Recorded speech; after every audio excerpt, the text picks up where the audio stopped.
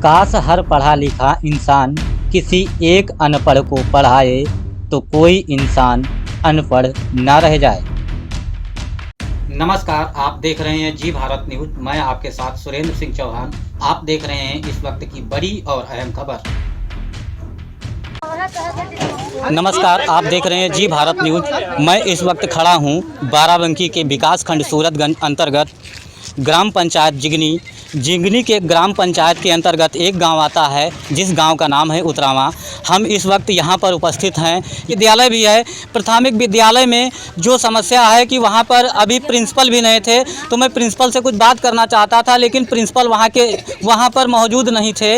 इस कारण वहां की जो मैम है, जो लेडीज़ टीचर हैं, वो पत्रकारों से बदतमीजी करते हुए वहाँ से उनको भगाया गया। इस विषय पर बाराबंकी शिक्षा विभाग को फ़ोन किया गया, लेकिन उन्होंने ये जानकारी देते हुए बताया कि अगर जो आपके प्रिंसिपल वहां की अनुमति देते हैं तो आप वहां कवरेज कर सकते हैं, अन्यथा आपको कवरेज नहीं करने दिया जाएगा। इस संबंध में जब मैंने वहां के ग्रामीणों से बात की तो ग्रामीणों ने बताया कि इस विद्यालय में बहुत से ना तो शौचालय की व्यवस्था है और विद्यालय एकदम कूड़े की भांति बना है।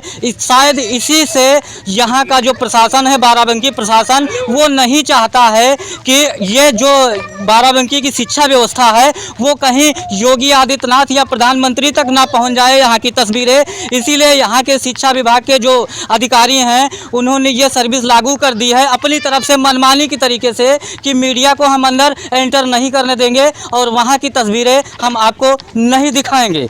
इसी संबंध में वहाँ के टीचर ने हमें अवगत कराया है कि आपको हम अंदर नहीं जाने देंगे। और जबकि उत्तर प्रदेश की सरकार पत्रकारों को तमाम सर्विस देती है और बोलती है कि मीडिया है उत्तर प्रदेश की स्वतंत्र है, लेकिन यहाँ के कुछ भ्रष्ट जो अधिकारी हैं उनकी बदौलत जो होता है कि मीडिया स्वतंत्र नहीं है।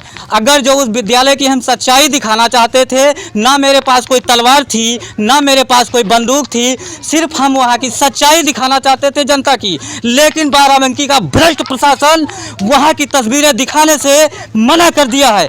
बाराबंकी प्रशासन के तो लड़के जो है ना वो एसीओ में और बड़े बड़े शहरों में बड़े बड़े फ्लैटों में रहते हैं और बड़ा बड़ा मतलब मलाई खाते हैं। उनके बच्चे तो गरीब हैं नहीं, उनको तो सरकारी टाइम पे सैलरी मिलता है। इन्हीं की पॉकेटों से केंद्र सरकार और राज्य सरकारों के यहाँ टैक्स जाता है, वो अपना टैक्स वहाँ पर जमा करते हैं। अगर जो ये एक किलो चीनी भी लेता है तो उस पर GST लगा दिया जाता है तुरंत। और ये सच्चाई बाराबंकी भ्रष्टाचार सिस्टम नहीं देखना चाहता है और ना ही पसंद करता है। इसीलिए बाराबंकी प्रशासन मीडिया का दुश्मन बना बैठा है और वो अपने केंद्रों की सच्चाई दिखाने से डरता है।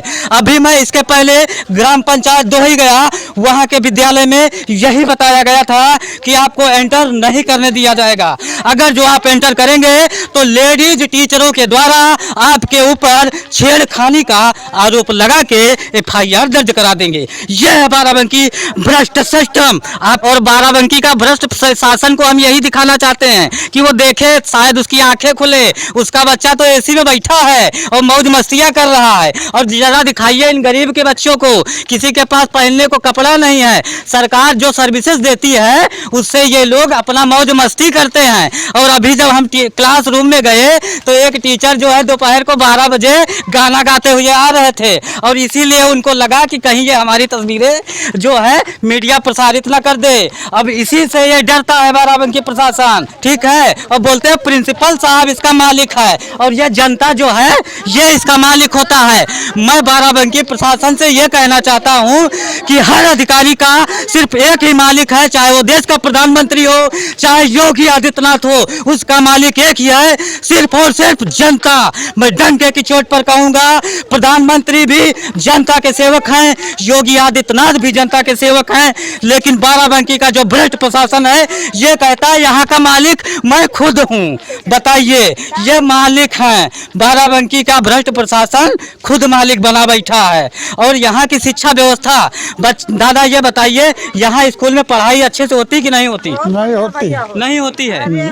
बताइए दादी, आप बताइए, आपकी उम्र काफी हो गई है और ये विद्यालय काफी समय से है, पढ़ाई बढ़िया होती है कि अब का कहे नहीं होती है। इतने बच्चन से नहीं पूछो का हाँ है वाला। अच्छा बेटा ये बताओ, तुम इसी स्कूल में पढ़ते हो? हाँ ये देखो ये सब पढ़ते हो? पढ़ती। हाँ, इधर स्कूल का नाम बताओ जरा बेटा, तुम्हारे स्कूल का नाम क्या है? हिमांशु। आपका तो नाम हिमांशु है, लेकिन स्कूल का नाम क्या है? ये जनता ही नहीं है। मास्टर प्रधानाध्यापक के आपका क्या नाम है? मास्टर नाम बताओ। मास्टर का नाम जानते हो? टीचर का शेष कुमार। शेष कुमार नाम है। प्रिंसिपल का हमने पूछा है, वो शिक्षा मित्र हैं, प्रिंसिपल साहब जो बड़े हेड हैं आपके, प्रशांत नाम है। जब आपसे पूछा जाएगा तो आप जवाब देंगे। बच्चे से पूछा जा रहा है। देख रहे हैं आप कितने क्लास में पढ़ते बेटा? 2। कक्षा 2 में पढ़ते हैं। यही तस्वीरें वहाँ की विद्यालय को चुभ रही थी। कहीं सच्चाई जनता को ना दिख जाए, और जनता इसकी सच्चाई देख लेगी ना, तो वो जो मैडम अभी बौखलिया रही थी ना, तो उनको वो भगा रही थी। वो तस्वीरें तो हम दिखाएंगे। मीडिया मुकदमों पे टेंशन नहीं लेता और धमकी से नहीं डरता। अगर जो मीडिया धमकी से डर जाएगा तो सच्चाई जनता को नहीं दिखा पाएगा। अब बेटा आप बताएं, आइए हम आपसे भी सवाल करें, आप थोड़ा समझदार लग रहे हैं। आप इसी स्कूल में पढ़ते हैं, किस क्लास में हैं? 5। कक्षा 5 में हैं। स्कूल का नाम पढ़ती हैं, अपने स्कूल का नाम बताएं। ये जनता ही नहीं पढ़े नहीं जाती। नहीं जानती हो, इसीलिए कहते हैं कि बीच में बोलना नहीं चाहिए किसी के मामले में। जब खुद पे आता है तब समझ में आता है। अब आप बताएं, क्लास 5 में पढ़ रही हैं और अपने विद्यालय का नाम नहीं जान रही हैं, तो ये हम बेटा आपकी गलती नहीं देंगे। ये वो भ्रष्ट स्कूल की हम गलती देंगे जो भ्रष्टाचार में डूबा पड़ा है, और वही चाहता था कि ये तस्वीरें बाहर ना जाए। और अभी स्कूल की तस्वीरें दिखा देंगे ना हम डंके की चोट पर कहते हैं, अगर जो इनको हिम्मत है, ये भ्रष्टाचार सिस्टम के हिम्मत है, तो अपने विद्यालय की तस्वीर दिखाए। हम डंके की चोट पर कह रहे हैं, क्यों नहीं तस्वीरें दिखाना चाहता है ये प्राथमिक विद्यालय? कहीं इसका पोल न खुल जाए। देखिए हम आपके ग्राम उतरावा में हैं इस वक्त। आप सभी को ये पता है, जैसे कि आप लोग ये प्रार्थना पत्र लिए खड़े हैं, तो ये किस संबंध में लेकर खड़े हैं, और यहाँ पर मीडिया को आप लोगों ने बुलाया है तो किस उद्देश्य से बुलाया है? हमने माननीय मुख्यमंत्री जी को प्रार्थना पत्र दिया था जनता दर्शन में। जी जी।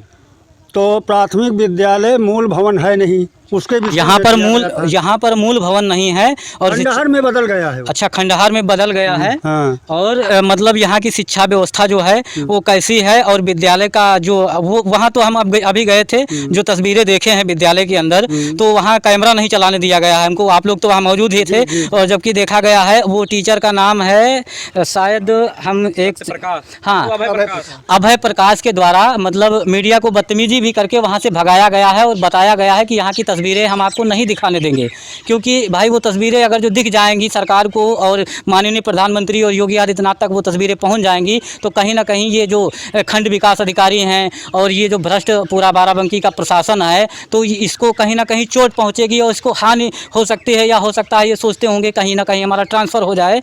तो इसीलिए वहाँ की ये तस्वीरें ये लोग नहीं दिखाने दिए हैं। तो ये तस्वीरें क्यों नहीं दिखाने दिया जा रहा है मीडिया को? कि इसलिए नहीं दिखाया, वहाँ पर मूल भवन बना ही नहीं है जी। और 2 अतिरिक्त कक्ष बने हैं। जी जी। जर्जर भी हैं वो। जी जी। हैं, इसलिए वो नहीं मीडिया के सामने नहीं रखना चाह रहे हैं। अच्छा, जर्जर है, कहीं ना कहीं सरकार की, यह हो सकता है कि कहीं ना कहीं सरकार की भी पोल खुल सकती है मीडिया के जरिए। कहीं ना कहीं हो सकता है मीडिया के जरिए कहीं सरकार की ना भी पोल खुल जाए, इसीलिए हो सकता है ऊपर लेवल से भी आदेश आया हो कि इनको भाई कभी मीडिया आएगी तो उनको अंदर एंटर मत करने दीजिएगा, और वहाँ यहाँ की तस्वीरें बाहर मत भेजिएगा। अगर जो तस्वीरें चली जाएंगी तो लोगों का पोल खुल जाएगा, और इस भ्रष्टाचार में जो डूबा है बाराबंकी का प्रशासन, इसको कहीं ना कहीं से कोई ना कोई प्रॉब्लम खड़ी हो सकती है, क्योंकि जनता सब जानती है। और ये जो आप प्रार्थना पत्र लिए खड़े हैं, ये किस संबंध में है? ये मूल भवन के संबंध में है जी।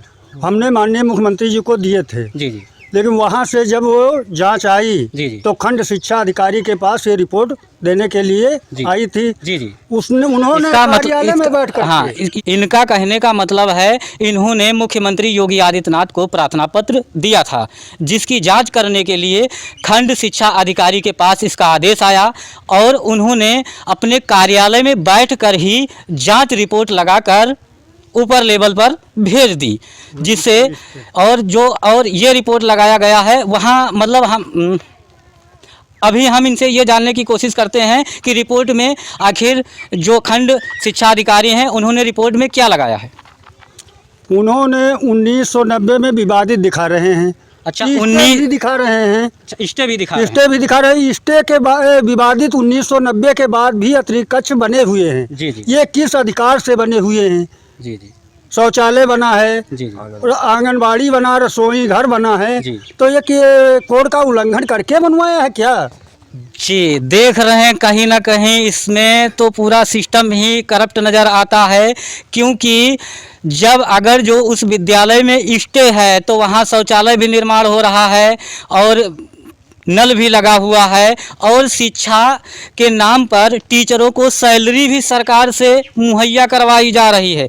जब सैलरी मुहैया करवाई जा रही है और जनता को बेवकूफ़ बनाया जा रहा है कि यहाँ पर स्टे है, तो अब कोड का उल्लंघन नहीं हो रहा है। अगर जो किसी को सैलरी मिलती है तो कोड का उल्लंघन नहीं होता है, लेकिन अगर जनता उस पर सवाल उठाती है तो कोड का उल्लंघन हो जाता है।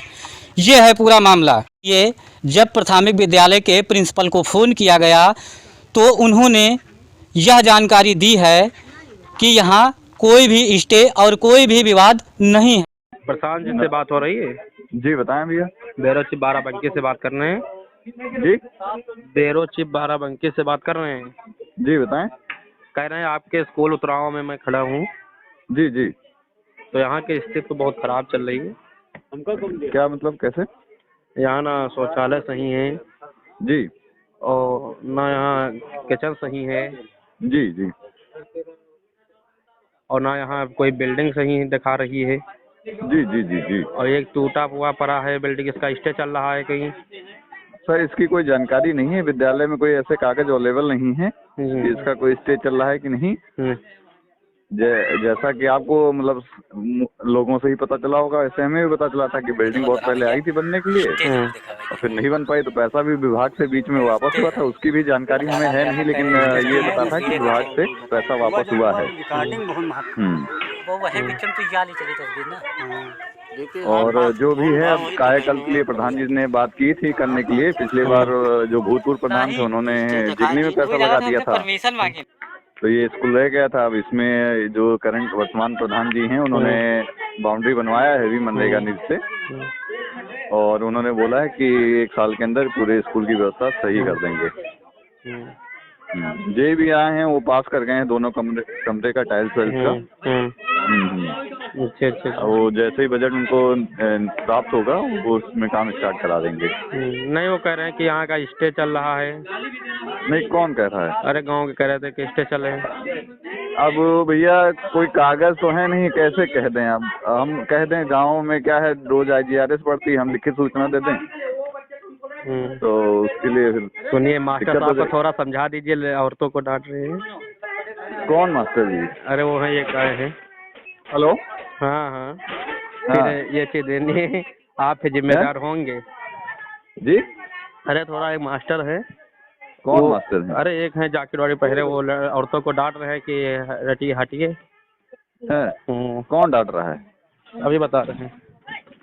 ये जब प्राथमिक विद्यालय के प्रिंसिपल को फ़ोन किया गया तो उन्होंने यह जानकारी दी है कि यहाँ कोई भी स्टे और कोई भी विवाद नहीं है। के द्वारा यह रिपोर्ट लगाई गई है कि 1990 में यहाँ पर मामला जो है कोर्ट में विचाराधीन है, इस विद्यालय पर स्टे चल रहा है, और जबकि स्कूल के प्रधानाध्यापक द्वारा बताया जाता है कि यहाँ पर कोई भी स्टे नहीं है और ना ही यहाँ कोई विवाद है। जब स्टे और विवाद नहीं है तो यहाँ खंड शिक्षा अधिकारी क्या मनगढ़ंत कहानियाँ बना के शासन और प्रशासन तक ये जानकारी पहुँचाते हैं। आप इस के बारे में कुछ कहना चाहते हैं? हाँ, उनको इस तरह वो हवा फैलाते हैं और लिखते हैं तो उनको सस्पेंड किया जाए और उनको दंड दिया जाए। जी, देख रहे हैं जनता की यही मांग है। अगर जो ये सही है तो ठीक है, अगर जो सही नहीं है, इन्होंने गलत रिपोर्ट लगाई है तो इनको दंड दिया जाए और इनको सस्पेंड किया जाए। अब देखना यह होगा बाराबंकी शासन प्रशासन इस मामले को कितना संज्ञान लेता है या यूं ही ये मामला ठंडे बस्ते में पैक कर दिया जाएगा, क्योंकि ये लोग 1990 से परेशान हैं। तो अब ये खबर चलने के बाद शायद प्रशासन जागे या ना जागे, ये तो शासन प्रशासन ही बता सकता है। रंजीत कुमार के साथ सुरेंद्र सिंह चौहान की यह खास रिपोर्ट, जी भारत न्यूज। भारत में तेजी से बढ़ता हुआ न्यूज नेटवर्क जी भारत न्यूज। जी भारत न्यूज को आप सभी दर्शकों को फॉलो करने के लिए धन्यवाद और सब्सक्राइब करने के लिए भी धन्यवाद। और हमारे नए दर्शक चाहें तो चैनल को सब्सक्राइब कर सकते हैं, लेकिन हम कभी आप लोगों से ये नहीं कहेंगे हमारे चैनल को लाइक करें, कमेंट करें, सब्सक्राइब करें। ये आपकी मर्ज़ी के ऊपर डिपेंड करेगा, ये आपके ऊपर डिपेंड करेगा कि आप लोग चैनल को कितना प्यार देते हैं और जी भारत न्यूज़ को कितना सम्मान देते हैं। ये आप लोग स्वयं तय करेंगे। धन्यवाद।